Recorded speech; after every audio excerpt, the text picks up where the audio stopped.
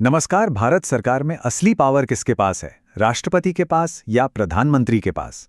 ये एक ऐसा सवाल है जो अक्सर हमारे दिमाग में आता है। तो आज हम इसी गुत्थी को सुलझाएंगे और समझेंगे कि भारत का मंत्रिपरिषद यानी काउंसिल ऑफ मिनिस्टर्स असल में काम कैसे करता है। आइए इसे समझते हैं। तो सबसे पहले यही सवाल कि सत्ता की असली चाबी आखिर किसके हाथ में है। चलिए इस कार्यकारी पहेली से पर्दा उठाते हैं। ये वो सवाल है जो शायद हम सबके मन में कभी ना कभी जरूर आया होगा। भारत के राष्ट्रपति ज्यादा शक्तिशाली हैं या प्रधानमंत्री? अब इसका जवाब उतना सीधा नहीं है जितना लगता है। देखिए, इसको समझने के लिए ना हमें दो तरह के हेड को समझना होगा। एक होते हैं नॉमिनल एग्जीक्यूटिव यानी नाम के प्रमुख। हमारे देश में ये हैं राष्ट्रपति। कानून की भाषा में इन्हें डी ज्यूरे हेड कहते हैं।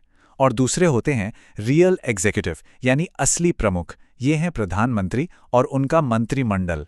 इन्हें डी फैक्टो अथॉरिटी कहा जाता है, मतलब जिनके पास असल में फैसले लेने की ताकत होती है। तो चलिए सबसे पहले बात करते हैं केंद्र सरकार के पावर सेंटर की, यानी संघ का मंत्रिपरिषद। इसकी बनावट और ताकत को समझते हैं। हमारे संविधान ने ना इस पूरी व्यवस्था के लिए एक बहुत मजबूत फ्रेमवर्क बनाया है। खास तौर पे आर्टिकल 74 से 78 तक सब कुछ साफ साफ लिखा है। जैसे कि राष्ट्रपति को सलाह देने के लिए एक मंत्रिपरिषद होगा, मंत्रियों की नियुक्ति कैसे होगी और प्रधानमंत्री के क्या कर्तव्य होंगे। अब ये जो मंत्रिपरिषद है, इसकी एक पूरी हायरार्की है। सोचिए, एक पिरामिड की तरह। सबसे ऊपर है प्रधानमंत्री, जो इस पूरी टीम के हेड हैं। उनके ठीक नीचे होते हैं कैबिनेट मंत्री, जो देश के सबसे जरूरी मंत्रालय संभालते हैं, जैसे रक्षा, वित्त, गृह मंत्रालय। फिर आते हैं राज्य मंत्री, स्वतंत्र प्रभार, और राज्य मंत्री, जो कैबिनेट मंत्रियों को उनके काम में मदद करते हैं। तो सवाल ये है कि ये मंत्रिपरिषद करता क्या है? आसान जवाब है, असल में देश को चलाने का लगभग सारा काम।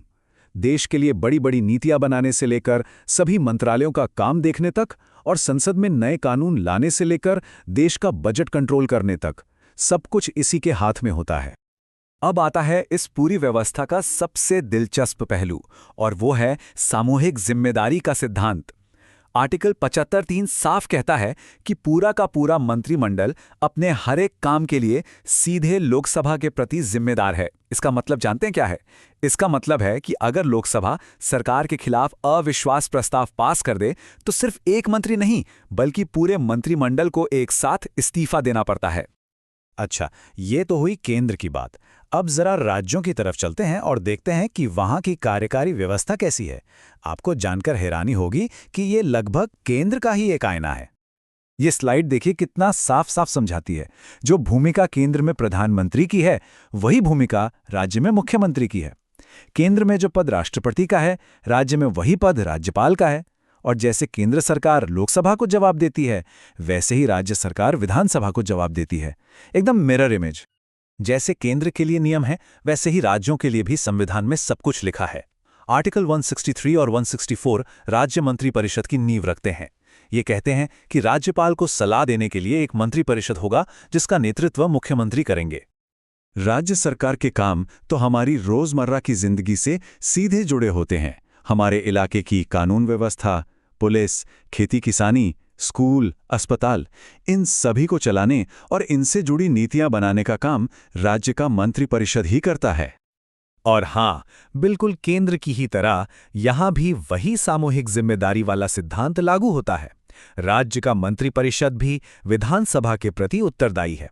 अगर विधानसभा का भरोसा सरकार से उठ गया, तो पूरी सरकार को इस्तीफा देना ही होगा। अभी तक तो हमने देखा कि सब कुछ कितना मिलता जुलता है, लेकिन केंद्र और राज्य की व्यवस्था में एक बहुत ही जरूरी फर्क भी है, और ये फर्क राष्ट्रपति और राज्यपाल की भूमिकाओं से जुड़ा है। तो क्या इसका मतलब ये है कि राष्ट्रपति और राज्यपाल की भूमिकाएं एकदम एक जैसी हैं? नहीं, बिल्कुल नहीं। अब जरा इस टेबल पर गौर कीजिए। यहीं छिपा है सारा खेल।